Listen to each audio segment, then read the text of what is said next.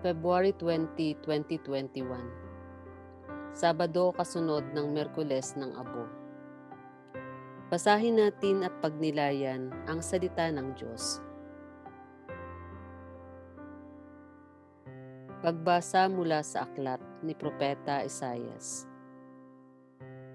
Sinasabi ng Panginoon, kung titigilan ninyo ang pang-aalipin at pagsuway sa akin, at ang masamang salita'y iiwasan, kung ang nagugutom ay pakakainin ninyo at tutulungan, ang kadilimang bumabalot sa inyo ay magiging tila liwanag sa katanghalian.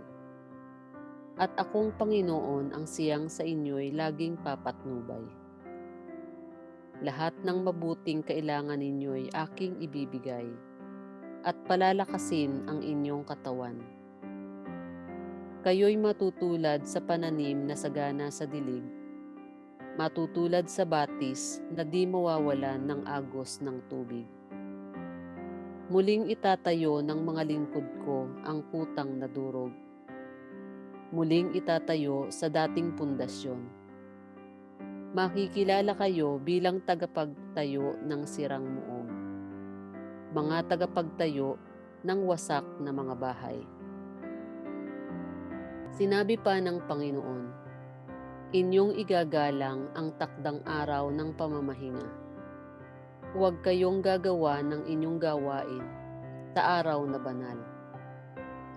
Sa araw na ito'y mamamahinga kayo't huwag maglalakbay, ni gagawa o maghuhunta ng walang kabuluhan.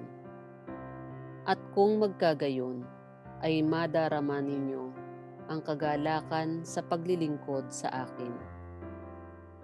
Bibigyan ko kayo ng karangalan sa harap ng buong daigdig, at lalasapin ninyo ang kaligayahan sa paninirahan sa lupaing ibinigay ko sa nuno ninyong si Jacob. Mangyayari ito pagkat akong Panginoon ang nagsabi nito. Ang salita ng Diyos. Salamat sa Diyos. Salmong tugunan. Ituro mo ang iyong loob ng matapat kong masunod. Sa aking dalangin ako'y iyong dinggin. Tugunin mo poon ang aking pagdaing. Ako'y mahina na't wala nang tumitingin.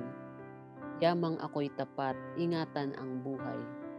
Lingkod mo'y iligtas sa kapahamakan, pagkat may tiwala sa iyo kailanman.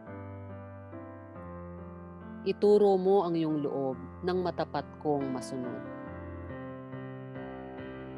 Ikaw ang aking Diyos, ako'y kahabagan.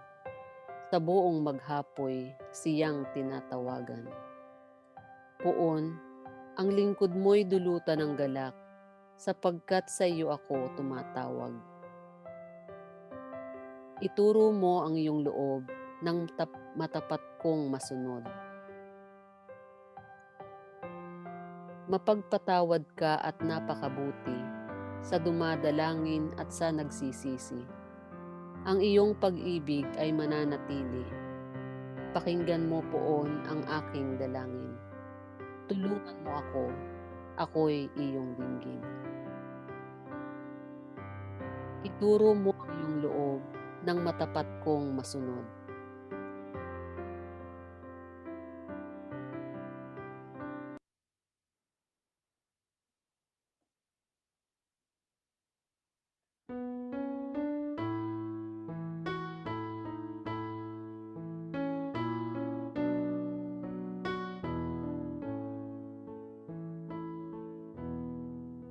Sinabi ng buong mahal, di ko nais na mamatay ang mga makasalanan.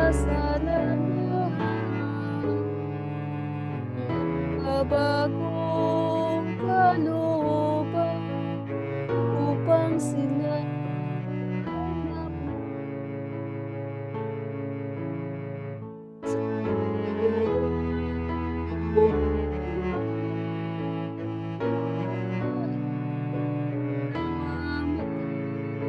ang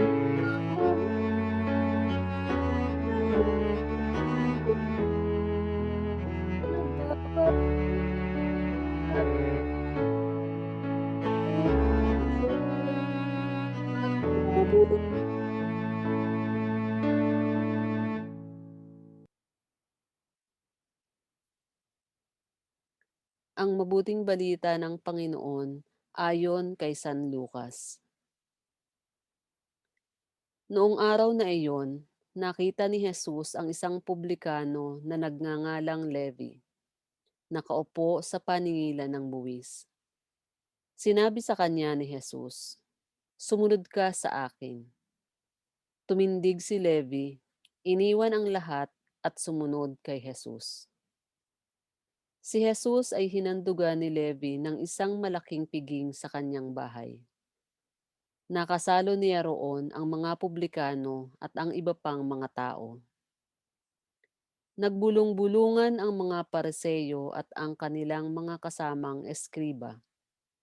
Sinabi nila sa mga alagad ni Jesus, "Bakit kayo kumakain at umiinom nakasalo ng mga publikano at ng mga makasalanan?" Sinagot siya ni Jesus, "Hindi nangangailangan ng manggagamot ang walang sakit, kundi ang may sakit. Naparito ako hindi upang tawagin ang mga matuwid, kundi ang mga makasalanan upang magsisi." Ang mabuting balita ng Panginoon. Pinupuri ka namin, Panginoong Hesukristo.